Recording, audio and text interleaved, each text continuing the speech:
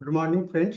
आज 28 अक्टूबर को हम लोग उगते हुए सूर्य को नमस्कार करते हैं, प्रणाम करते हैं और अपने आने वाले समय के लिए अपने अंदर में एक संतुलन, एक भावना और मोरालिटी के विकास हो उस पर, और मानवता के साथ हम जुड़े रहें, बने रहें, सबके सहयोगी बने रहें।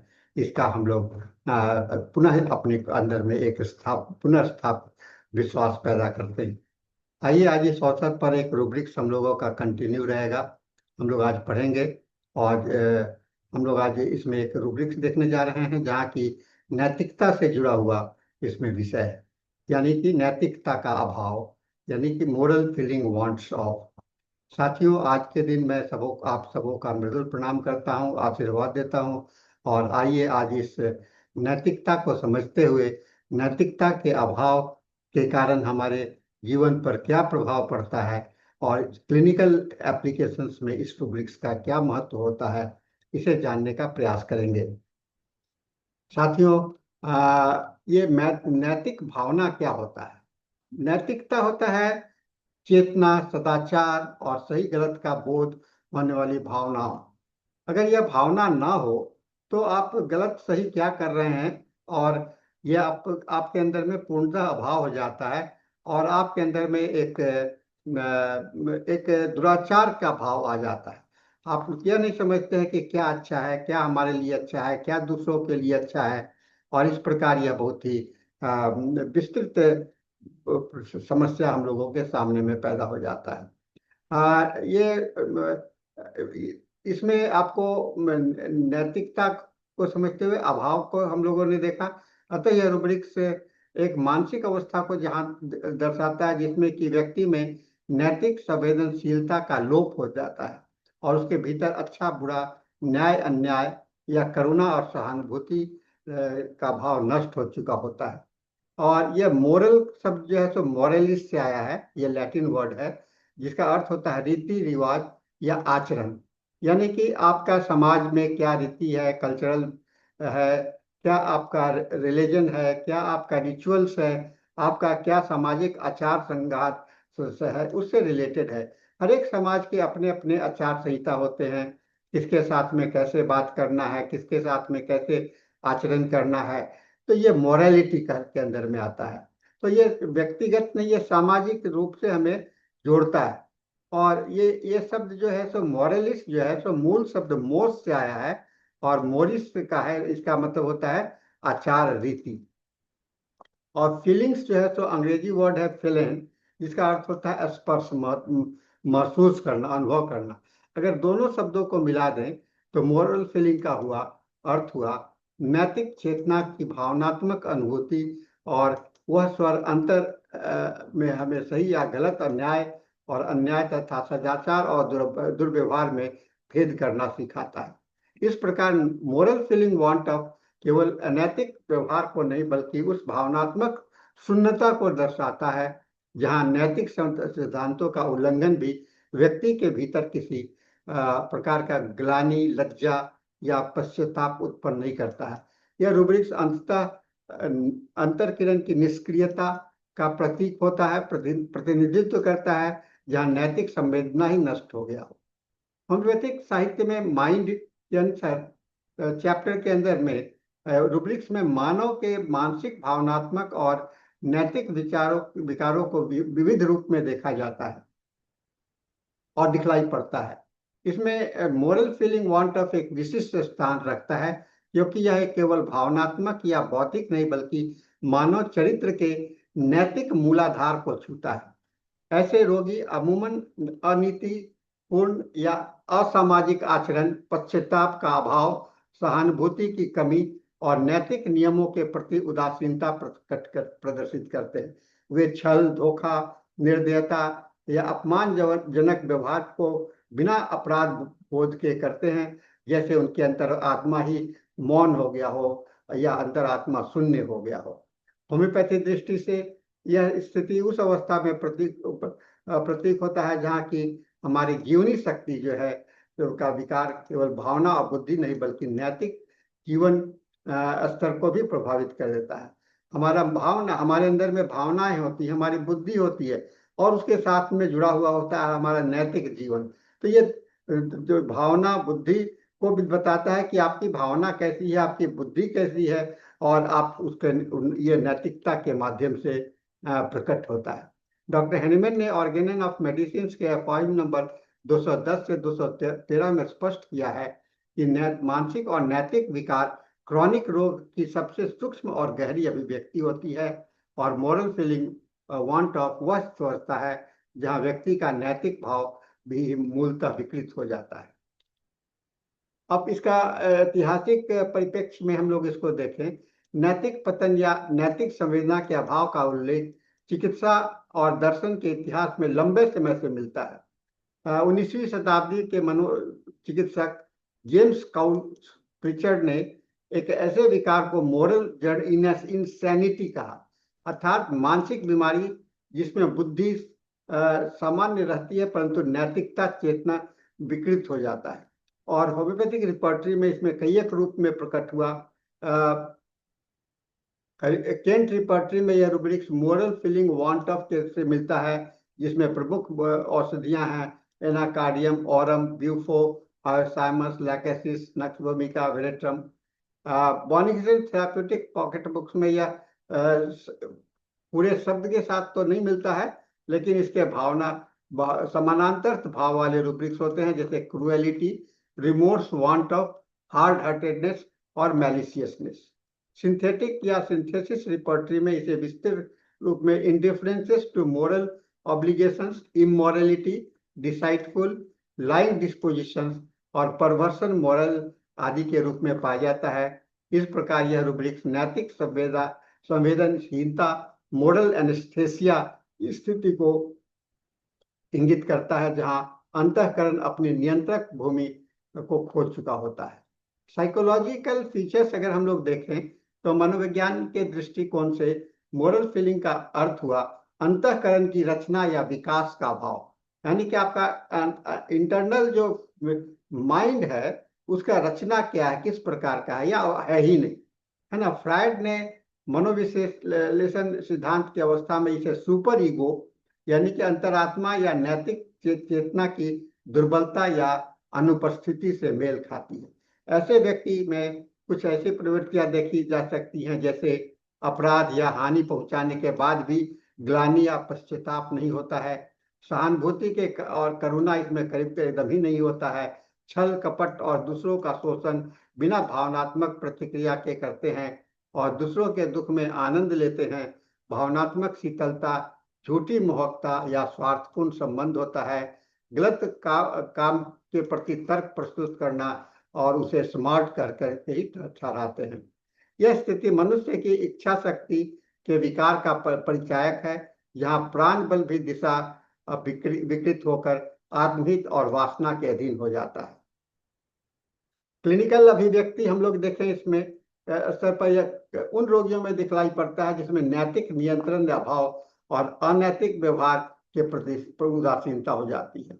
उनके व्यवहार और जीवन शैली में जो आपको संकेत मिलेंगे वह इस प्रकार हो सकते हैं, जैसे झूठ बोलना, धोखा देना, कपटपूर्ण व्यवहार, दूसरों को हानि पहुंचाने पर आनंद लेना, सामाजिक या पारिवारिक उत्तरदायित्व के प्रति लापरवाही दिखलाना, पशु या व्यक्ति के प्रति क्रूरता होगा, अपने गलत आचरण पर कोई शर्म या पछतावा नहीं होगा, अपराध को व्यवहारिक बुद्धिमानी के रूप में प्रस्तुत करेगा और दूसरों के कष्ट में आनंदित होना या उदासीन रहना। ऐसे रोगी सामान्य बुद्धि वाले तो प्रतीक हो सकते हैं, पर उनके भीतर की नैतिक चेतना मृत हो जाती है और ऐसी अवस्था को मॉरल इंसैनिटी या एथिकल ब्लाइंडनेस भी के समान होता है। पेशेंट आपको कैसे कोई पहचानेंगे पेशेंट में, तो इसके वर्बल और इमोशनल एक्सप्रेशंस को आप देखें, नॉन वर्बल एक्सप्रेशंस को देखें। जैसे मुझे किसी बात का अपराध बोध नहीं होता है, वे उसके लायक थे इसीलिए ऐसा हुआ, है ना। मुझे दूसरों की परवाह क्यों करनी चाहिए, सब अपने लिए जीते हैं। सही या गलत जैसी कोई चीज नहीं होती, जो काम करे वही ठीक है। मैं लोगों का इस्तेमाल करता हूँ, इसमें बुराई क्या है। मैंने जो किया उस पर मुझे कोई कभी बुरा नहीं लगता है। लोग बहुत भावुक होते हैं, मुझे कुछ महसूस नहीं होता है। ऐसे वक्तव्य रोगी के नैतिक संवेदना की निष्क्रियता को स्पष्ट करता है। कुछ क्रॉस रेफरेंस है ना, जैसे क्रुएलिटी को हम लोगों ने देखा था, दूसरों को कष्ट पहुंचा करके आनंद लेना। रिमोर्स वांट ऑफ, यानी कि अपराध के बाद भी ग्लानि का बोध नहीं होना, गलत सही का बोध बना रहता है। इंडिफरेंसेस टू अदर, ये एक रूब्रिक्स है। भावनात्मक उदासीनता पर अनैतिकता आवश्यक इसमें नहीं है। डिसाइटफुल क्षणफुल व्यवहार नैतिक संवेदना आंशिक रूप से हो सकता है। लाइंग डिस्पोजिशन, आदतन झूठ बोलना। नैतिक ग्लानि का अभाव, हार्ड हार्टेड, कठोरता और करुणा का अभाव पर नैतिक ज्ञान का शेष। और परवर्सन मोरल, यानी कि नैतिक विकृति का बोध रहते हुए भी उसका पालन न करना। तो इस तुलना में से स्पष्ट है कि मोरल फीलिंग वांट ऑफ नैतिक पतन की चरम अवस्था को दर्शाता है, जहां अंतरात्मा मौन हो चुकी होती है। इसका मैथमेटिक इंटरप्रिटेशंस देखें तो यह मूलतः यह आपका रूब्रिक्स जो है सो सिफिलिटिक माइंड की गहराई को दर्शाता है, जहां विनाश की आत्म विनाश की प्रवृत्ति में प्रयोग करता है। लेकिन सोरिक अवस्था में भी आप देखेंगे यह नैतिक भावनाएं अत्यधिक सक्रिय हो रहती हैं। व्यक्ति में पश्चाताप, अपराध या नैतिक चिंता अधिक होती है। अतः सोरा नैतिक अति संवेदनशीलता का प्रतीक है, न कि अभाव। और साइकोटिक में यह व्यक्ति अपने अनैतिक आचरण को छिपाने या उचित ठहराने का प्रयास करता है। नैतिक चेतना विकृत होती है, समाप्त नहीं होती है। जैसे थूजा मेडोरिनम लाइकेसिस में पाखंड, कपट और गुप्तता के प्रमुख संदेश होते हैं। और सिफिलिटिक तो इसमें नैतिक भावना तो नष्ट ही हो चुका होता है। व्यक्ति में क्रूरता, अपराध, विकृति और आत्मविनाश के गुण दिखलाई पड़ते हैं। एनाकार्डियम, हायोसाइमस, बीफो, वेरेट्रामेल जैसी औषधियां इसके प्रतीक हो सकते हैं। अतः हम लोग ये देखते हैं कि रूब्रिक्स मुख्यतः सिफिलिटिक माइंड से संबंधित है, जहां नैतिक, भावनात्मक और आध्यात्मिक तंत्र का विघटन होता है। इसके मुख्य औषधियां हम लोग देखेंगे। एनाकार्डियम ओरिएंटलिस, जिसमें कि डुअल माइंड होते हैं, द्वैत मंत्र कहते हैं, दो आवाजें आते हैं, निर्दयता, नैतिक भावना का अभाव, अच्छाई और बुराई का संघर्ष। ब्यूफोराना, ये जानवर के जैसा व्यवहार करना, विकृत यौन भावनाएं, सामाजिक नियंत्रण का अभाव और नैतिक पतन। हायोसाइमस, असभ्य व्यवहार, ईर्ष्या, अश्लीलता, नैतिक पतन का उग्र रूप। लैकेसिस, कपटी, छलपूर्ण, दूसरों को नीचा दिखाने में आनंद, नैतिक नियंत्रण का अभाव। और वेलेट्रामेल, धार्मिक उन्माद और नैतिक पतन का मिश्रण, घमंड, कपट और निर्दयता। भूमिका, स्वार्थी, क्रोधी, उद्देश्य साधारण को ही सही ठहराता है जैसे प्रवृत्ति। और एरम मेटालिकम, उच्च उत्तरदायित्व के बाद नैतिक पतन या आत्मग्लानि की कमी और नैतिक चेतना का पूर्ण पतन। इसे केस टेकिंग में कैसे पहचानेंगे? होम्योपैथी में इस रूब्रिक को पहचानने के लिए एक आपको बहुत ही निष्पक्ष पर्यवेक्षक होना चाहिए, यानी कि ऑब्जर्वर होना चाहिए। और इसमें निम्नलिखित बातों पर आपको ध्यान देना चाहिए। रोगी का दृष्टिकोण, सत्य, न्याय या सहानुभूति के प्रति रोगी का दृष्टिकोण क्या है? अपराध या अन्याय के विषय में उसकी भावनात्मक प्रतिक्रिया क्या होती है? हानिकारक कार्य पर ग्लानि या पश्चाताप की उपस्थिति होती है या अनुपस्थिति होती है? दूसरों की पीड़ा में उसे आनंद मिलता है या उदासीनता होती है? अपने गलत काम के लिए वह तर्क देता है या औचित्य ठहराता है? इसके जो नन वर्बल संदेश देखने को मिलेगा, चेहरा ठंडा होगा, असंगत भाव होंगे, हंसते हुए, अपराध का वर्णन या भावनात्मक अनुवाद का अभाव होगा, और नैतिक असंवेदनशीलता की गहराई देखें। कुछ रोगी के व्यवहार तत्कालिक आवेग या हिस्टेरिकल अवस्था के कारण अनैतिक प्रतीक हो सकता है, परंतु उसमें पश्चाताप का भाव रहता है। मोरल फीलिंग में पश्चाताप का भाव नहीं होता है, अंतरात्मा की आवाज बिल्कुल नष्ट हो चुकी होती है।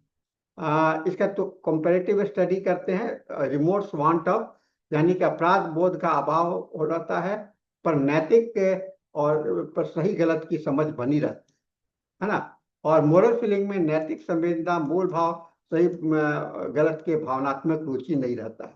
अनफीलिंग, अच्छा नहीं लगना, भावनात्मक शून्यता, नैतिक चेतना भी हो सकता है।